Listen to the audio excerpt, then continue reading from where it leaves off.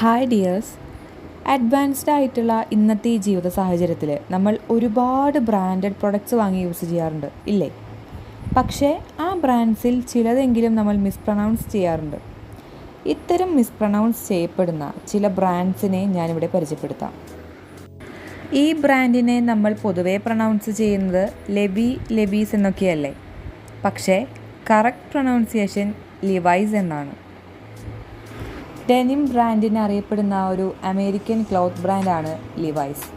1853 May മാസത്തിൽ ലീവൈസ് Straus ആണ് ഇത് സ്ഥാപിച്ചത്.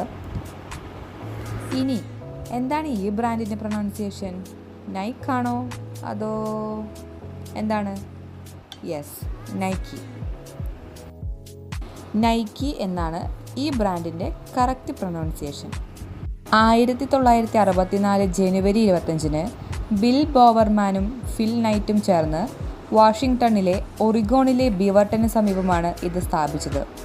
പ്രധാനമായും കായിക ഉൽപ്പന്നങ്ങളുടെ നിർമ്മാതാക്കളാണ് നൈക്കി എങ്കിലും ക്ലോത്തിങ്സ്, ആക്സസറീസ് ഇവയുടെ നിർമ്മാണവും നൈക്കി ചെയ്യുന്നുണ്ട്. ഡിയോർ എന്ന് നമ്മൾ പറയുമെങ്കിലും പ്രൊനൗൺസ് ചെയ്യേണ്ട ശരിയായ രീതി ഡിയോ എന്നാണ്.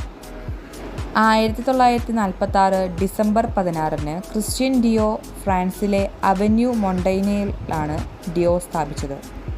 Clothings, cosmetics, accessories, perfumes, watches, wine തുടങ്ങി വൈഡ് വെറൈറ്റി ഓഫ് ലക്ഷറി ഗുഡ്സാണ് ഇവർ ഡീൽ ചെയ്യുന്നത്. ഇത് ചാനലാണോ അതോ എന്താ കറക്റ്റ് പ്രൊനൗൺസിയേഷൻ? യെസ്, ഷെനെൽ.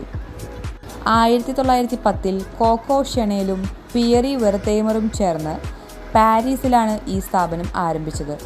2018 മുതൽ ലണ്ടനിലാണ് ഇതിൻ്റെ ആസ്ഥാനം.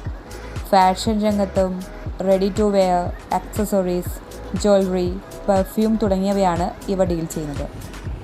ഗൂസി എന്ന് നമ്മൾ ചിലപ്പോഴെങ്കിലും പ്രൊനൗൺസ് ചെയ്യാറുണ്ടെങ്കിലും കറക്റ്റ് പ്രൊനൗൺസിയേഷൻ ഗൂച്ചി എന്നാണ്. 1921-ൽ ഇറ്റലിയിലെ ടസ്കാനിയിലെ ഫ്ലോറൻസിൽ ഗുച്ചിയാണ് ഇത് സ്ഥാപിച്ചത്. ഫാഷൻ രംഗത്ത് ഹാൻഡ് ബാഗുകൾ, ready to wear, footwear, accessories, home decorations തുടങ്ങിയവയാണ് ഗുച്ചി ബ്രാൻഡ് ഡീൽ ചെയ്യുന്നത്.